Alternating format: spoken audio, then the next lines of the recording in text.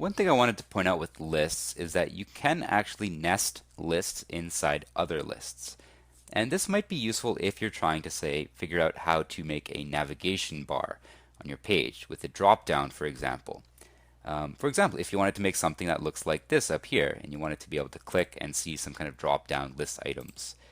So the structure of what that might look like in your HTML is you might have a list, and then you might have a sublist inside of that list. And it pays to know how to nest lists inside other lists because, as we've seen before, right, you can nest elements inside other elements.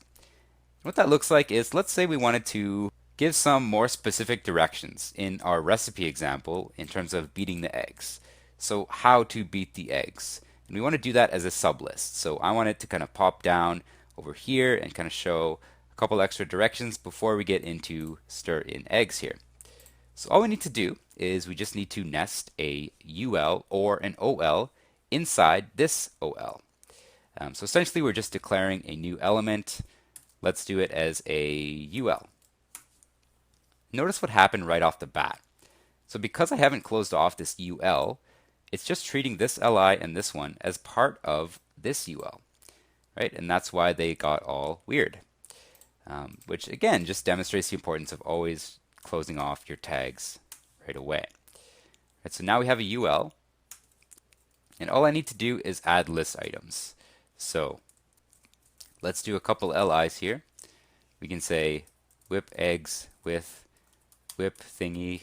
I don't really know off the top of my head what that thing is called. It's not a spatula, I know that, but you want to whip eggs with a whip thingy as the first direction, and then you want to get lots of air into the eggs, LI, and then, I don't know, let eggs settle. As you can tell, I'm not much of a baker myself, but anyway, you can see that we have this sublist now. And it kind of auto formats it in terms of what kind of bullet points it uses because the browser picked up, oh, this is a list that's inside another list, so I'm going to indent this appropriately. Right? Contrast to this bullet point down here, it does look a little bit different. And it just goes to show if you know how to nest elements inside other elements, you can make some pretty cool stuff. Right? This could just as easily have been an ordered list if we do OL here. It just kind of restarts a new list. That's why it starts at 1. And if you want to get crazy, you could even do list inside of a list. /ul like so. Too many lists. /li. Right, so this works if you have kind of a complex navigation. For example, you want drop downs on top of drop downs. But just starting, you don't want to get too complex with your lists because even just looking at the code now, right, it's kind of hard to understand what's going on because we have an opening UL, then we have another opening UL, closing. It's kind of hard to kind of backtrace, especially if your indentation is slightly off.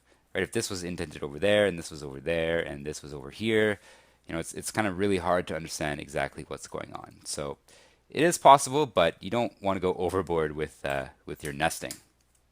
Right, and as usual, you can always add in a comment if you want to say add some kind of indicator, for example.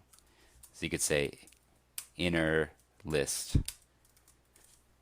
Right, this would be a note to yourself to be like, oh, that's what this is for. Okay, and then you could maybe add another comment here, end of inner list.